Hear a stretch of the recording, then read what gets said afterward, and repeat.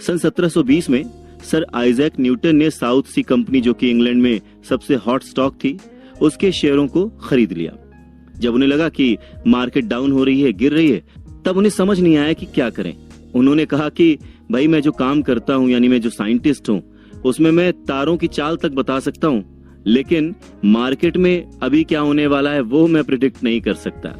तो मार्केट की गिरावट के वक्त उन्होंने क्या किया? उन्होंने अपने सारे शेयर जो है बेच दिए, बहुत सस्ते में।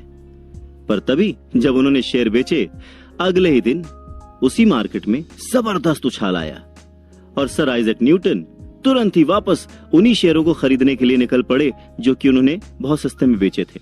और ऐसा करने की वजह से उन्होंने उस वक्त $3 मिलियन से भी ज्यादा पैसा खो दिया। $3 मिलियन मीन्स आज के अरबों रुपए।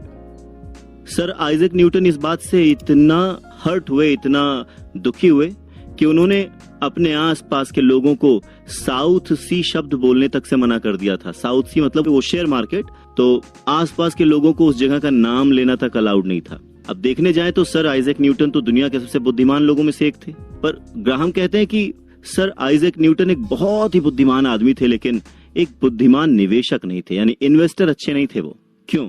क्योंकि जब बहुत सारे लोग, जब मार्केट नीचे गिर रही थी, तो उसमें परेशान होकर जब अपने शेयर्स बेच रहे थे, तो उन्हीं की देखा देखी सर आइजैक न्यूटन ने भी वही काम किया, अपने थॉट को चेंज किया, घबराहट में अपना सारा शेयर बेच दिया। और जब मार्केट चढ़ने लगी तो भीड़ के साथ साथ उन्होंने भी वही शेयर जो कि उन्होंने सस्ते में बेचे थे, महंगा खरीदना शुरू कर दिया। अब अगर कोई सस्ती चीज आप बेचेंगे और उसी चीज को महंगे में खरीदेंगे तो क्या होगा? लॉस होगा, बट ऑब्वियस है। पर ये अभी कहना बड़ा आसान है, जब आप उस सिचुएशन में फंसे होते हैं तो ये समझ नहीं आती।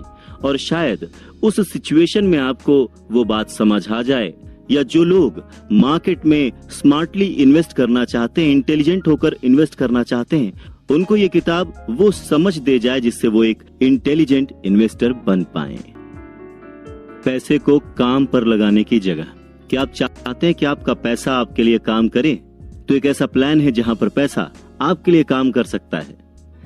अच्छा, जैसे ही मैंने कहा कि एक ऐसी चीज जिसमें आपका पैसा आपके लिए पैसे कमाएगा, आपके कान तुरंत खड़े हो गए ना। ये जो छोटे छोटे ट्रिक्स होती हैं, इन्हें सुनकर हम एक्साइटेड हो जाते हैं। कभी भी हम अपनी सोच को, अपनी बुद्धि को, अपनी समझ को इस तरफ लगाना ही नहीं चाहते।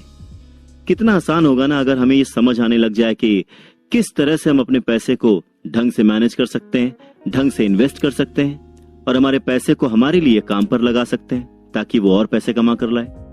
पर ऐसा करने के लिए हमें इंटेलिजेंटली इन्वेस्ट करना पड़ेगा। हमारे देश में मार्केट को लेकर बहुत ही नेगेटिविटी फैली हुई थी शुरुआत में, क्योंकि बहुत सारे लोगों ने उसमें पैसा गंवा दिया। तो ग्राहम कहते हैं कि जब भी हम स्पेक्युलेशंस करते हैं, अटकलें लगाते हैं, तो उसमें हमारे चांसेस हमेशा पैसे खोने के ज्यादा होते हैं। अगर हम उसी चीज को समझकर स्ट्रेटेजी वाइज काम करें, आगे बढ़ें, इन्वेस्ट करें, तो लॉस के चांसेस बहुत कम हो जाते हैं।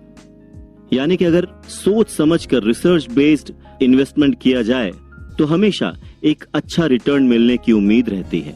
यानी कि आप जिस कंपनी में अपने पैसे लगा रहे हैं, जिस कंपनी के शेयर्स आप खरीद रहे हैं, पहले तो आपको उस कंपनी के बारे में पता होना चाहिए, उसकी परफॉर्मेंस के बारे में आपको पूरा पता होना चाहिए।